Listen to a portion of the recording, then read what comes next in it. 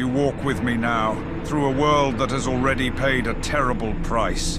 Ahead of us stretches the broken horizon of Outland, a sky torn open in raw wounds of feel and void, the very air shimmering with the scars of a world that was once whole and living. As your steps carry you forward, the ground beneath us is cracked and scorched, pitted with the memory of burning legions and shattered continents. The dust is dry and fine, and with each footfall it rises in small clouds, drifting lazily upward, as if even the soil has grown too weary to fall quickly. I remember when I first beheld this place from within my prison, seeing through the eyes of demons who walked here, understanding that this was what remained of Draenor, a world torn open by reckless sorcery and desperate bargains. Where you see ruin, I see a battlefield that has not yet finished speaking.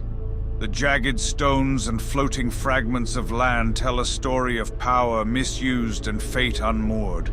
A warning to any who would pretend they command forces they barely comprehend.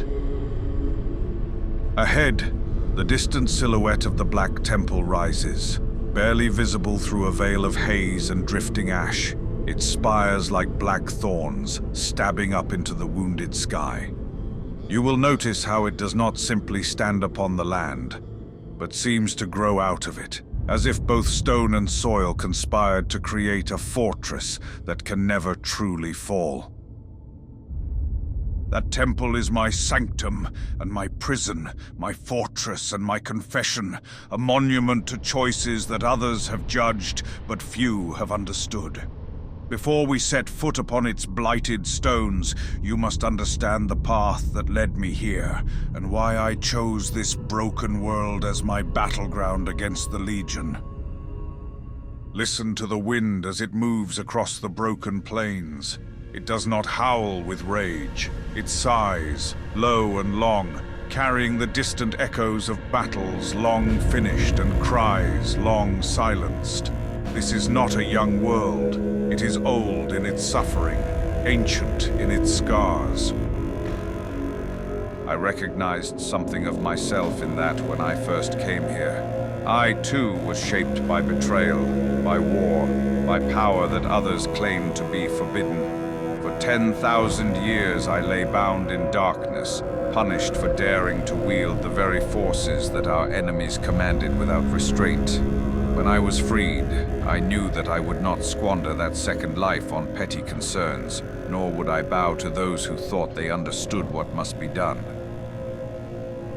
As we continue forward, imagine the endless stream of demons that once marched across this ravaged land.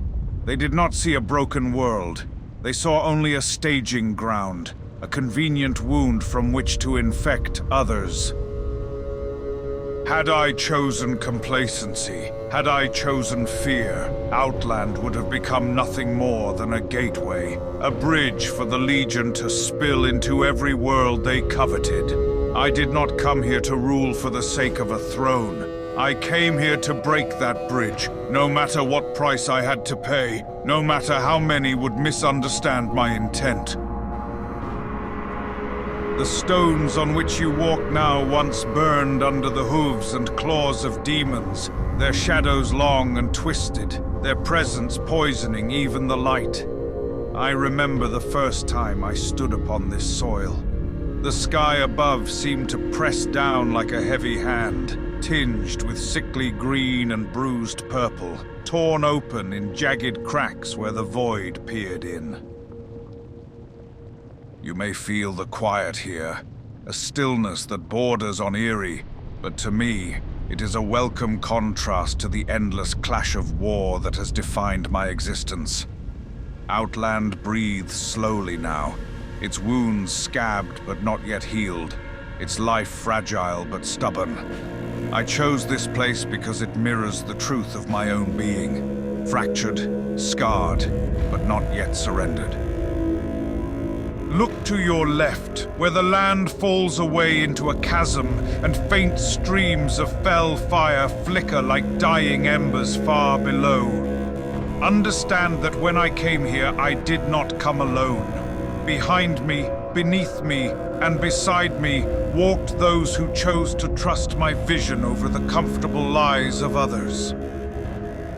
The Illidari gathered around me, demon hunters forged in pain and sacrifice, willing to carve the power of the Legion into their very flesh, to turn it against its makers. I did not ask them to follow blindly. I offered them the same terrible bargain I had accepted long ago. Power at a price, clarity at the cost of innocence. As we walk, you might imagine their silhouettes moving alongside us. Spectral echoes of night elves and blood elves whose eyes burned with feel-green fire. Each of them a living weapon aimed at the heart of the Legion. Some called them abominations. Some called them necessary.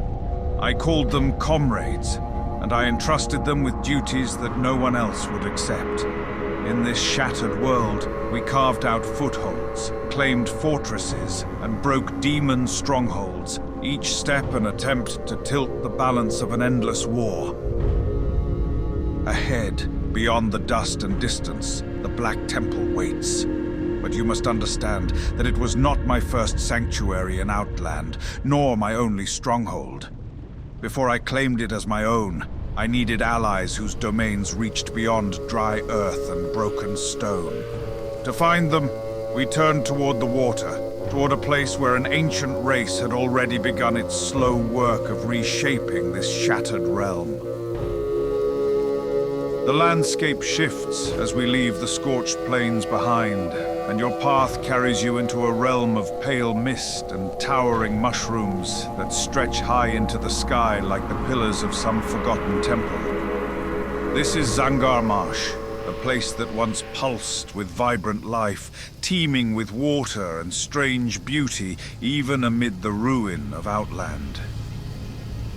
Here, the air feels cooler, dampened by the presence of lingering moisture, and each breath carries the faint scent of peat, decay, and stagnant pools.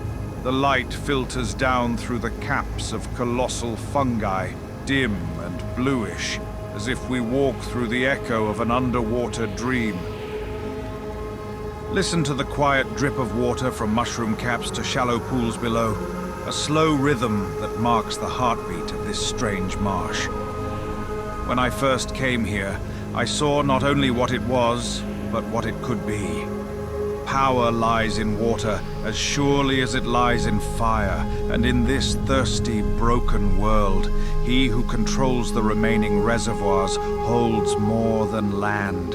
He holds survival itself. It was here that I joined forces with one who had already claimed the marsh for her own designs. You may hear the faint splash in the distance, as if something moves just beneath the surface of these shadowed pools. That would be fitting, for the Naga are never far from the water, and where they gather in strength, Lady Vashj is seldom absent. I knew Vashj long before Outland, long before this marsh, long before the Broken of Draenor whispered my name with equal measures of fear and hope. She was once highborn as I was, an attendant to my beloved Tyrande, before she embraced the depths and the gifts of my former master. In her, I recognized not only cunning and power, but a fierce loyalty that survived even the nightmare transformation into Naga. Some would call her twisted or monstrous. I saw only a weapon sharpened by survival. As we walk along this marshy path, imagine the curling shapes of Naga structures rising out of the water. Spiraled stone, coral spines, and eerie glowing crystals that cast ripples of green and blue light across the surface. Vashj had bent these waters to her will, raising Coilfang Reservoir as a bastion from which to channel and divert the marsh's lifeblood.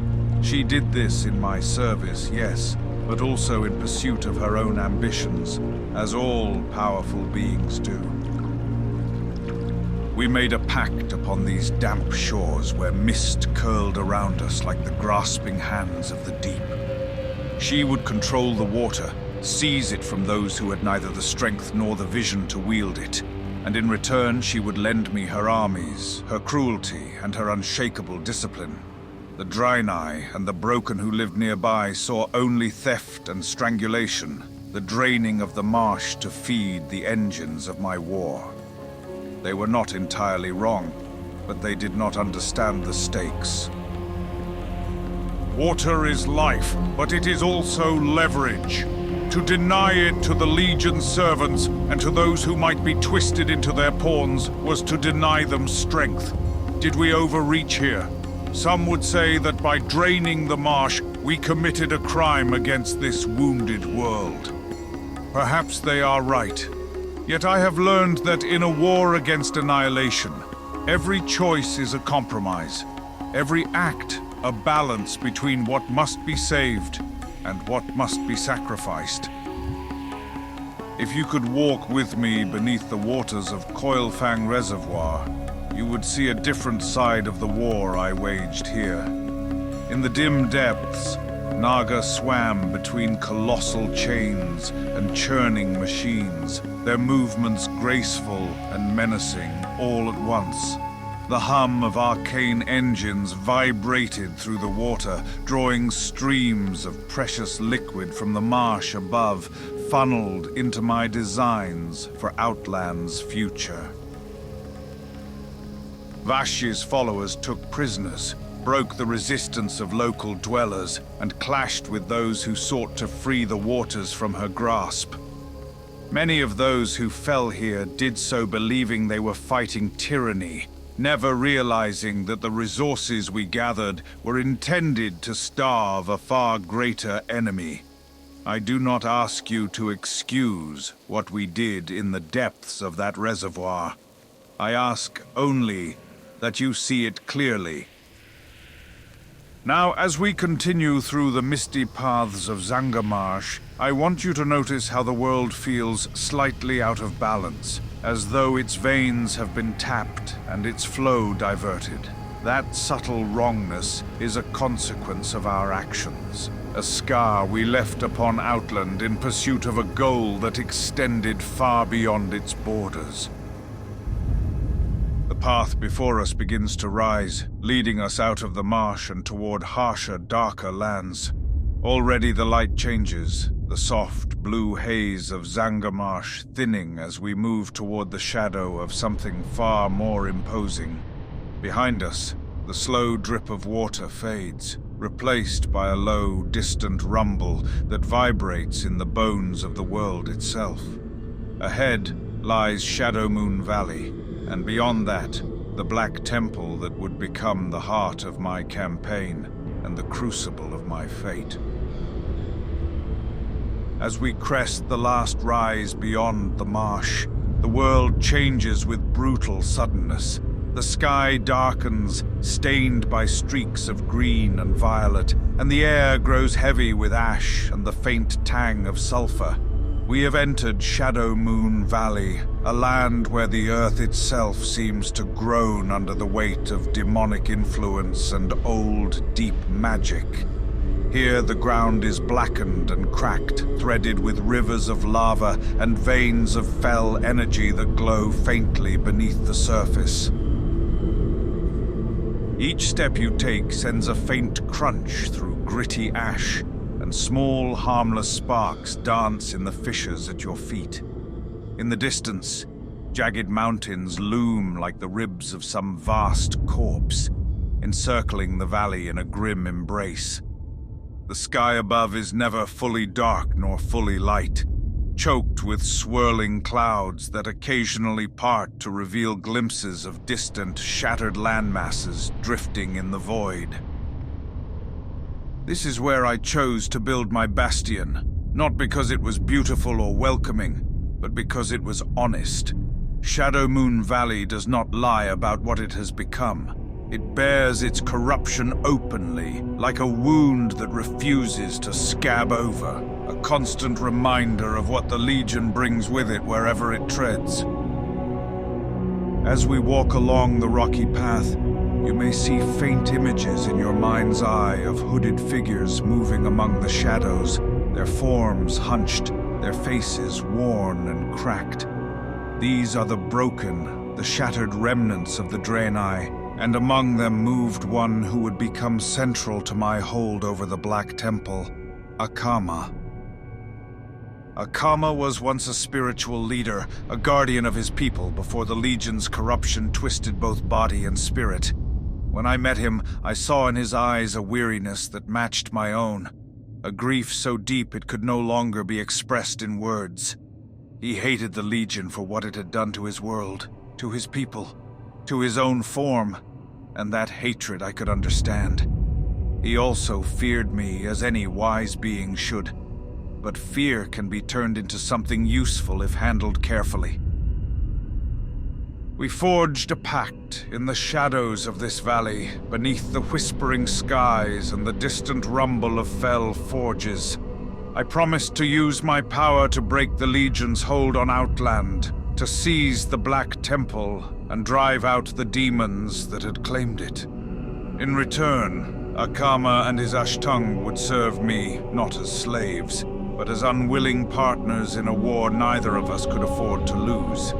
He gave me access to knowledge of the temple, of its secret ways and hidden chambers, and in time, he lent his presence to my deception, appearing as my loyal servant, even as doubt gnawed at his soul. Akama walked a path of divided loyalties, torn between his duty to his people and his fear that I would become as great a tyrant as the Legion I fought. I do not blame him for his doubts. In truth, I shared some of them myself, but doubt does not absolve one from making choices, and this valley demanded that every soul who walked it decide where they would stand. Now, as we ascend a rise and the landscape opens before us, you can finally see the Black Temple clearly. It dominates the horizon, a vast fortress carved from obsidian stone and corrupted memories, its walls sharp and angular, its towers rising like black spears against the poisoned sky. Once, this place was the Temple of Karabor, a site of peace and sacred power for the Draenei. Now it is wreathed in shadow, its surfaces lit by the sickly green glow of fell fires burning in braziers along its battlements. Even at this distance, you can feel its presence, a weight in the air that presses against your chest, that makes each breath feel measured and deliberate. The Black Temple is not merely a building, it is a statement carved into the flesh of Outland. It declares that power has a price, that sanctity can be twisted, and that those who lack the will to defend what they cherish will see it transformed into something they no longer recognize. When I seized the temple from the Legion, it was not an act of mere conquest. It was a reclamation, an attempt to wrench a weapon from the enemy's grip and turn it toward their own destruction. Within its halls, I gathered my Illidari, my Naga, my Fell Orcs, my demonic lieutenants, all bound together by a single purpose, to stand between the Legion and the worlds it sought to devour. Not all who walked those halls understood the full scope of my intent. Some believed I had simply traded one form of tyranny for another. Others saw me as a necessary cruelty, a blade too dangerous to be trusted but too effective to be discarded. I accepted all of their judgments, for I knew that history is seldom kind to those who make decisions in the shadows. We draw closer now. Feel how the path beneath your feet becomes more defined, more deliberate, as stone pathways replace rough terrain. Torches burn along the route, their flames tinted green, their light steady despite the restless sky.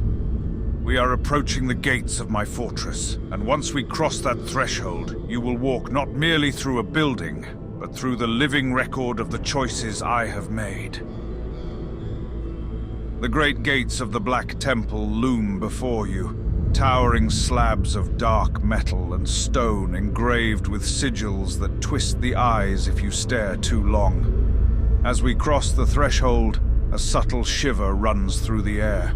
The feeling of crossing from one realm of purpose into another. Outside, Outland's ruin stretches in all directions, wild and uncontrolled. Inside, every stone, every torch, every echo has been bent to serve my designs. The outer courtyards are vast, lined with looming statues and rough-hewn pillars that once bore Draenei carvings of hope and faith. Now those symbols are scarred, half-erased, overwritten with new markings that speak of vigilance and necessary ferocity. Here, fell orcs patrol with heavy steps, their armor scorched, their eyes burning with the residue of demonic influence. They are not pretty soldiers, nor noble ones, but they are relentless, tireless, and fiercely loyal to the chain of command I have forged. You may wonder why I allowed such creatures into my service. Know that many of them were already lost before I arrived, twisted by demonic blood and bound to masters who cared nothing for their souls. Under my command, they found structure, purpose, and direction, however brutal. And in turn, they stood as a living wall between the temple and those who would storm it without understanding what they sought to destroy. As you walk, the sound of distant water reaches your ears, a rolling, powerful surge that seems out of place within a fortress of stone. Ahead lies one of the temple's first great guardians, a being who embodies the relentless power of the seas that Vashj once ruled. We come to a vast terrace where the air grows heavy and damp, and pools of seawater glisten across the stone floor. At the far end rises a figure encased in thick armor that glimmers with wet sheen, his form massive and imposing, a silhouette etched against the swirling sky beyond. This is High Warlord Naj'entus, a Naga of formidable strength and Vashj's chosen warlord within my fortress. Naj'entus is more than a brute. He is a tidal force given shape, his presence as weighty as the depths from which he rose. His armor is studded with barbed spines and coral growths, his weapon a living extension of the ocean's fury, capable of impaling those who dare come too close. I entrusted him with the defense of the temple's outer approaches because he understands the concept of unyielding resistance. Just as the sea beats endlessly against the shore, so too did he hold this terrace, his gaze ever turned toward those who would approach my domain. To pass this place without his consent was to invite a swift and merciless end. Yet beneath his brutality lay a disciplined mind, shaped by centuries of warfare in the deeps. He understood hierarchy, strategy, and the necessity of sacrifice, and that made him invaluable in the layered defenses that guarded my stronghold. The terraces around us are slick with sea spray that has no natural source, conjured instead by the aura of Naj'entus himself. You can almost hear the distant roar of waves crashing against unseen cliffs, the echo of a world far beneath surface light. This is how the Black Temple functions now. Each Guardian brings with them a fragment of their origin, and in doing so, they transform these halls into a tapestry of realms and histories bound together by my will. Leaving the watery terrace behind, we proceed deeper into the temple's outer reaches until the ground begins to tremble under your feet. The air grows thick with heat, and faint cracks spiderweb across the stone, glowing with molten light from beneath. Ahead, in a vast open court, strides a towering colossus of molten rock and searing flame, each step sending shockwaves through the ground. This is Supremus, a living embodiment of Outland's fractured crust, a behemoth of fire and stone whose very presence reshapes the battlefield. His body is a mountain in motion, his shoulders wreathed in flame, his fists capable of shattering even the reinforced stone of the temple's foundations. Where Naj'entus is the ocean's wrath, Supremus is the fury of a world that remembers what it was before it was torn apart. I did not bind Supremus to my will through words or promises. Creatures like him understand only dominance and raw power, and so I met that understanding in kind. In the heart of this broken valley, I proved that my command extended not only over soldiers and sorcerers, but over the primal forces of stone and fire that raged beneath our feet. Supremus stalks this courtyard as a reminder of what lies at stake.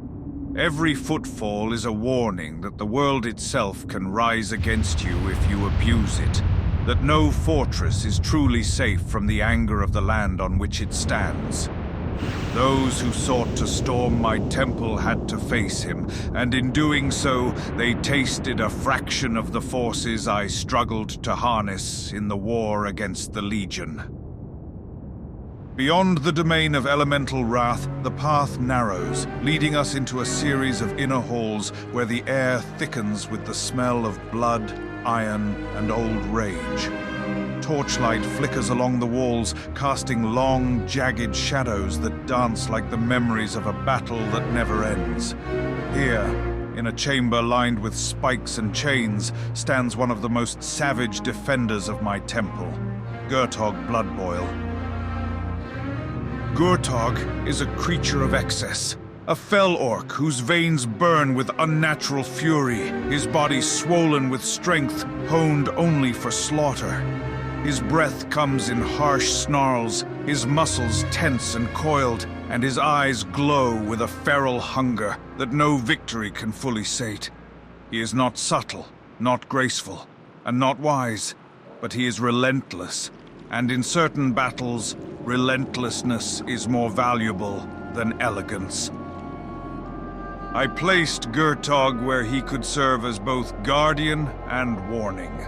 Those who reached his chamber had already survived elemental rage and Naga cunning, but here they faced raw, unfiltered violence. He represented the cost of tapping demonic power, a living example of what happens when ferocity is cultivated without restraint or purpose beyond the next kill. Some might ask why I allowed such a creature to stand beneath my banner. The answer is simple. This war required tools of every kind, even those that made others recoil.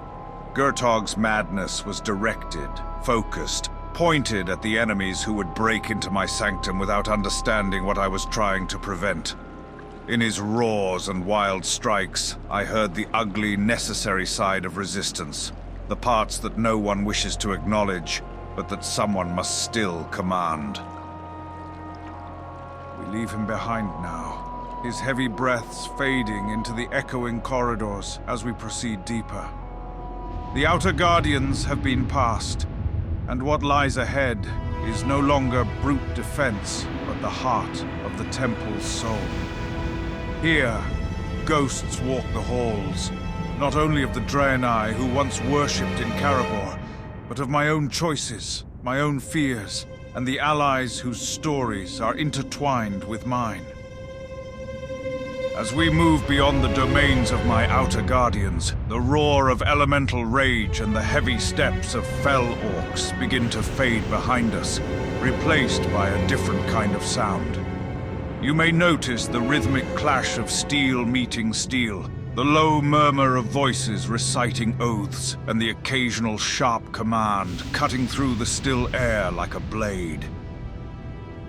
We have entered the training halls of the Illidari, the demon hunters who chose to follow me into darkness so that they might better understand how to fight it.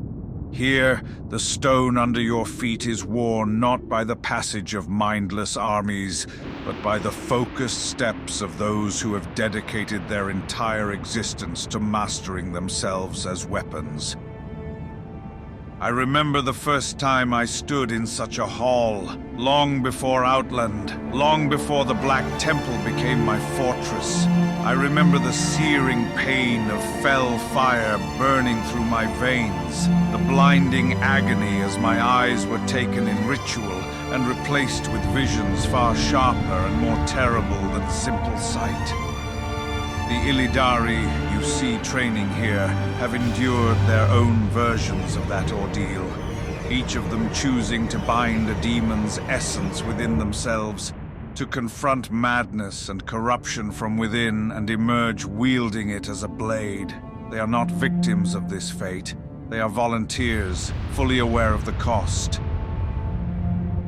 As you walk along the edge of the training ground, you may see pairs of demon hunters circling one another, their war glaives humming through the air in arcs that are both brutal and graceful.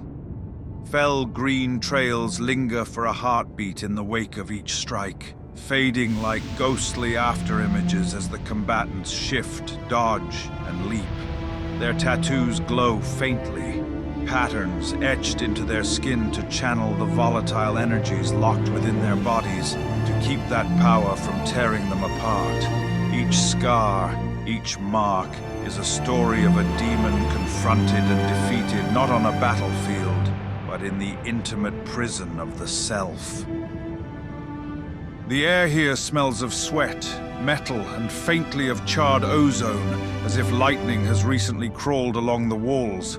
Occasionally, an instructor barks a correction, their voice hard but never cruel, reminding a pupil to control their stance, to narrow their focus, to remember that they are not merely fighting an opponent, but rehearsing for a conflict that will decide far more than their own survival.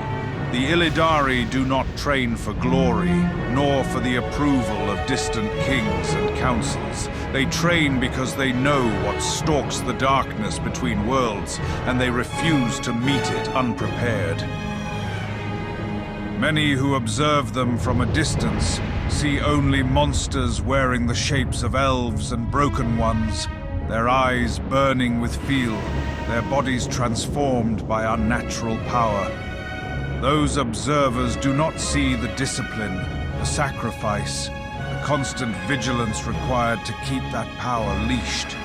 They do not see the quiet moments when a demon hunter sits alone in a corner, eyes closed, breathing slow and measured as they reinforce the mental chains that keep the demon within from clawing its way free. I see those moments, and I understand them deeply, for I have lived them myself. Beyond the training halls, the corridor bends and descends, leading us into a part of the temple where the sounds change once more.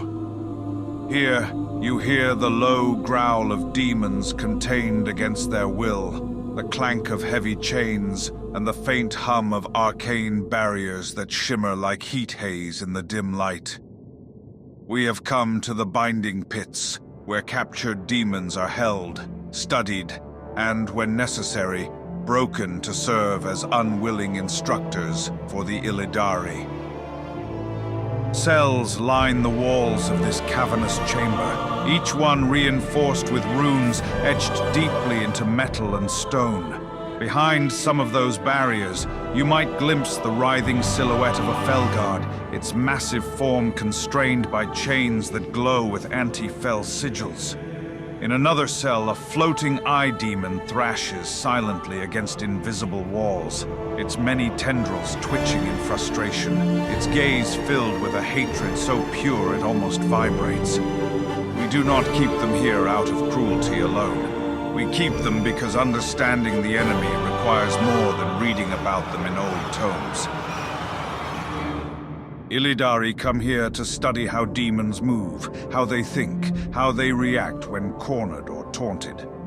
Some enter the cells in carefully controlled rituals, facing the demon not with weapons drawn, but with their minds laid bare, seeking a spark of essence to bind within themselves.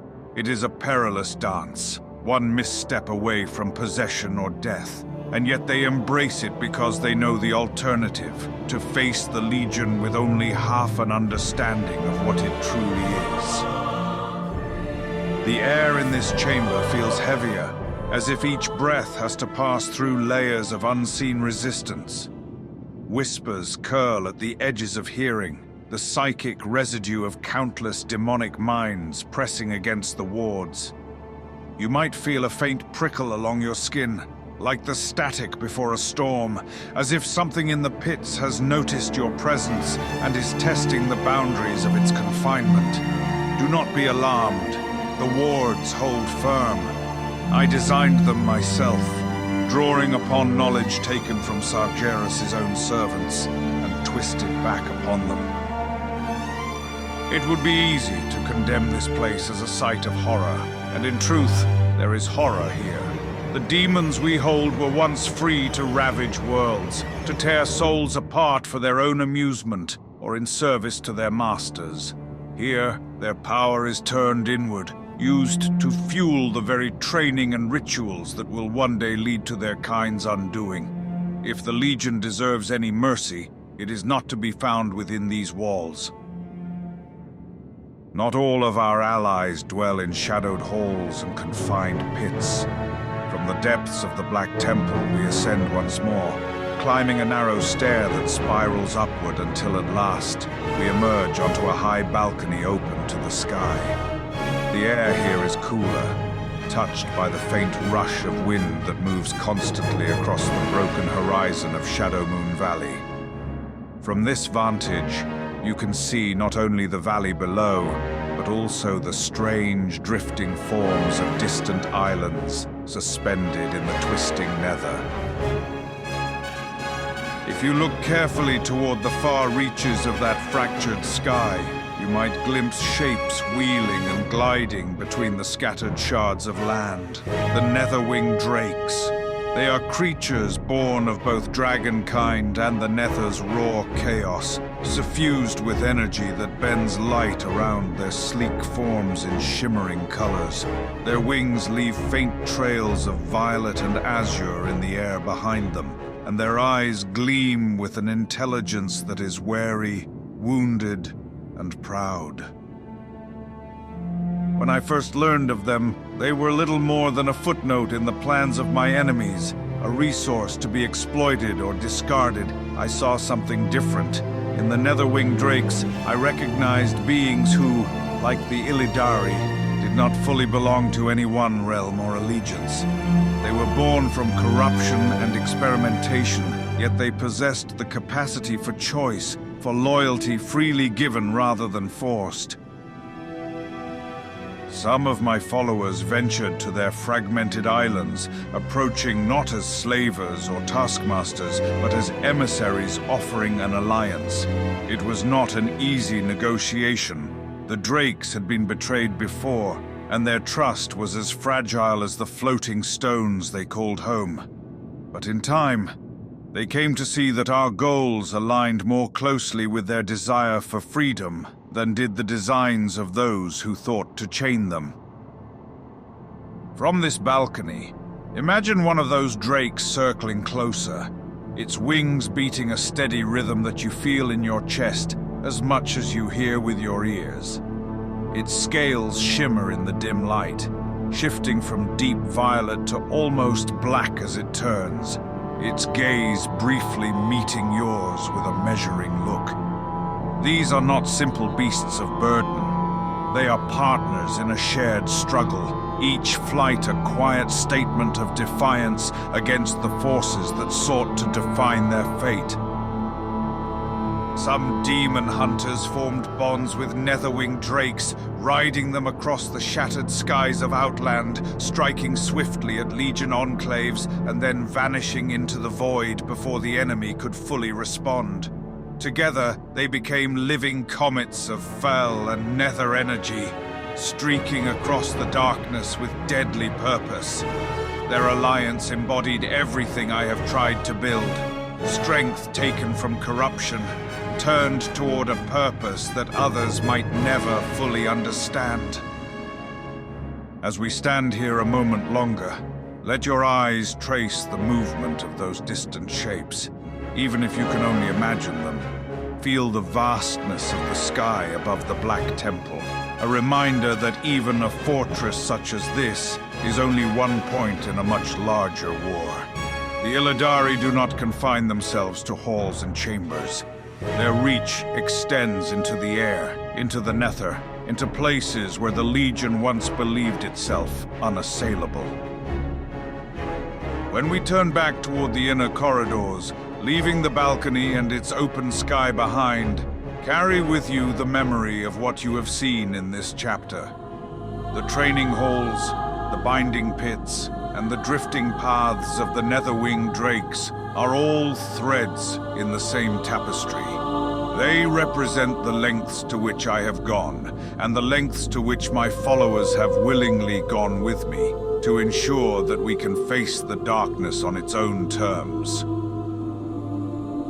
Now, as we re-enter the deeper passageways of the Black Temple, the sounds of training, the growls of bound demons, and the distant wing beats of drakes fade into a quiet hum behind us.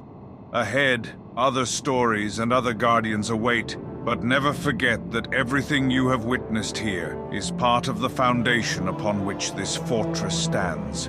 The Illidari forged within these walls are not ornaments of my ego, nor mindless servants. They are the living expression of a single, unyielding truth. If the Legion is to be stopped, it will be by those willing to bear scars that others cannot even imagine, and to fight from places others would rather never see.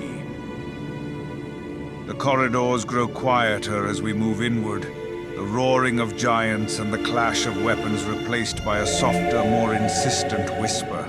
The stone beneath your feet feels colder, and the air carries the faint scent of old incense and forgotten prayers. We have come to a place where the past has not been entirely banished, where the memories of Karabor still struggle to be heard beneath the weight of what it has become. In a dim chamber lit by pale, flickering light, a figure stands surrounded by silent, watchful followers. The shade of Akama. This is not Akama as you saw him in the valley outside, torn but resolute. This is the fractured remnant of his soul, separated from him by the torment of his divided loyalties and the bargains he made in desperation. Akama served me because he believed I could drive the Legion from his world, but fear and doubt gnawed at him, fragmenting his spirit until those doubts took on a life of their own. The shade represents that lingering guilt, that part of him that could not reconcile serving a being like me with his duty to his people. I am not blind to the irony. I too have lived with my spirit split between what I believed was necessary and what others believed was unforgivable. In this chamber, the shadows seem thicker, clinging to the carved pillars and pooling in the corners like spilled ink. The shade's eyes gleam with a quiet, accusatory light, as if every gaze questions whether my presence here was salvation or further desecration. His followers move like echoes, their steps soft, their faces concealed, bound to this spectral fragment that embodies the conflict at the heart of the temple's history. I did not create the shade of Akama, but my choices allowed him to persist. Every time Akama looked upon my methods and questioned them, that doubt fed the shade's strength, deepening the divide. Yet even in this fractured state, Akama's essence remained bound to the temple, tethered by duty and resentment alike. We move on, descending into lower halls where the air grows heavy and still, as if the very atmosphere does not wish to disturb what sleeps here. Torches burn with low, pale flames, casting more gloom than light, and each footstep echoes as if the stone itself is reluctant to carry sound. In a chamber lined with statues of long-dead warriors, a figure clad in dark plate armor stands as an unsettling focal point. Gorefiend. Terron was once a mortal, a member of the Shadow Council, who embraced a fate few would dare even contemplate. He became the first of the Death Knights, a soul bound into a decaying vessel, wielding death as both weapon and shroud. His story is steeped in betrayal, the corruption of the Orcs, and the manipulations of Gul'dan, whose shadow lingers still in every tragedy of Draenor. When I came to Outland, I found in Terrace a being who understood the cost of power in ways that mirrored my own experiences. He was pragmatic, ruthless, and utterly unafraid of walking where the living fear to tread. In him, I saw an ally capable of holding the most haunted corners of my fortress, a sentinel who would not flinch in the face of specters or horrors. Terran's presence in the temple is a reminder that death is not an end, but a transformation, one that can be twisted and repurposed by those with the knowledge and will to do so. As you gaze upon his dark form, you might feel a slight chill, as if unseen eyes weigh your worthiness to walk these halls. His story is a chain of choices bound together by the promise of strength. No matter the source, no matter the price, it is a pattern I know well. There is something you must understand about the wars that led me here, before you take those final steps toward my terrace. The conflict that rages across Outland is not an isolated wound, not a simple border skirmish between mortals and monsters. It is an echo of older battles, stretching back to the moment Sargeras first turned his gaze upon creation and decided that only fire and void could cleanse it.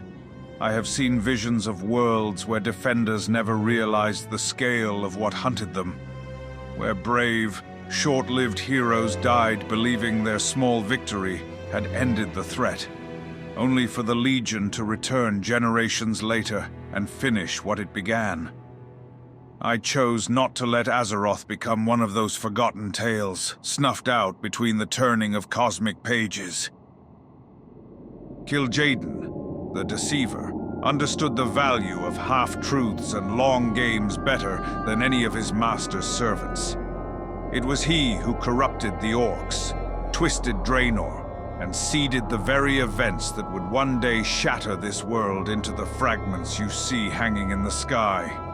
He also believed he had chained me to his will, that by dangling power and purpose before me, he could turn me into a sharpened instrument aimed at his enemies. What he failed to grasp was that I learned from every master I ever served, and I never intended to remain anyone's weapon forever. Outland became the board on which I moved my own pieces, not his, and every fortress I seized, every ally I recruited, was a step towards severing his grasp on this realm. The Black Temple itself is a symbol of that rebellion, a fortress standing at a crossroads between worlds where portals open more easily and invasions can be intercepted before they ever darken Azeroth's skies.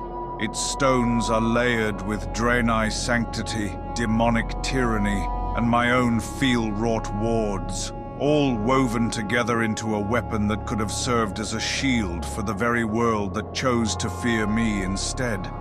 Had Azeroth's leaders trusted my purpose, this place might have become a staging ground rather than a target, a bulwark against the Legion rather than a prize to be claimed, but they came here convinced they were cutting out a cancer, never realizing they were dismantling a defense they did not yet understand they would need.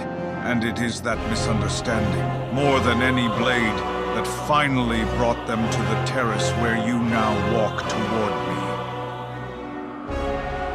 Deeper still, we travel into the heart of the temple's most unsettling depths, where the corridors narrow and the walls feel as if they lean inward, listening. The air here is thick with an almost suffocating stillness, and even your breathing feels intrusive, an unwelcome disturbance in a place meant for silence. At last, we enter a vast chamber, its central space dominated by a containment structure that glows with pale, shifting light. This is the Reliquary of Souls, a prison not for flesh, but for essence.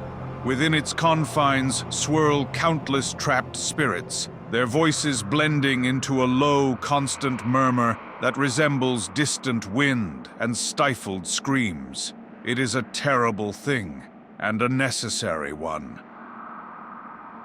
The Reliquary holds the anger, sorrow, and anguish of those who have died in and around this temple, their emotional echoes distilled into a singular, powerful force. By binding these energies, I sought to prevent them from feeding the Legion, or tearing this already fragile world further apart. I also understood that such distilled agony could be turned into a weapon, a source of strength that could be unleashed against those who threatened what I guarded.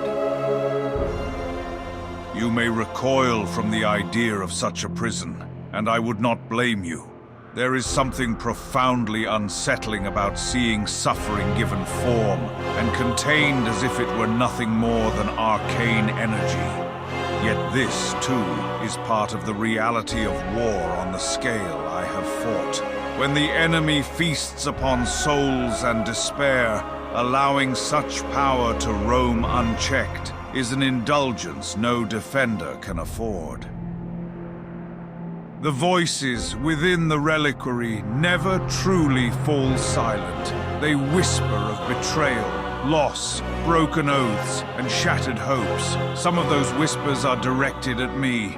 They speak of the lives consumed by my campaigns, the collateral damage of my strategies, the temples drained, the marshes bled dry, the allies turned into tools. I hear them, and I do not pretend they are wrong. We linger here only briefly, but the memory of this chamber, of its swirling, mournful lights and ceaseless murmur, will follow you as we ascend toward the inner sanctum. For if the Reliquary of Souls is the temple's heart of torment, what lies ahead is its mind, its judgment, and the place where the paths of those who question me most converge.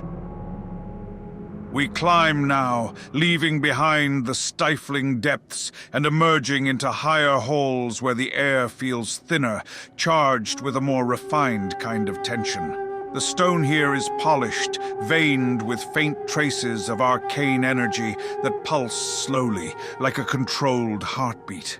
The lighting is softer, yet it reveals more, not less, exposing the details of carved reliefs and intricate inlays along the walls.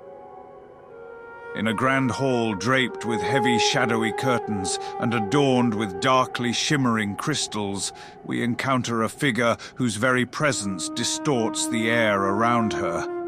Mother Sharaz. She is a creature of seduction and lethality, a mistress of pain whose beauty is as deliberately crafted as her cruelty.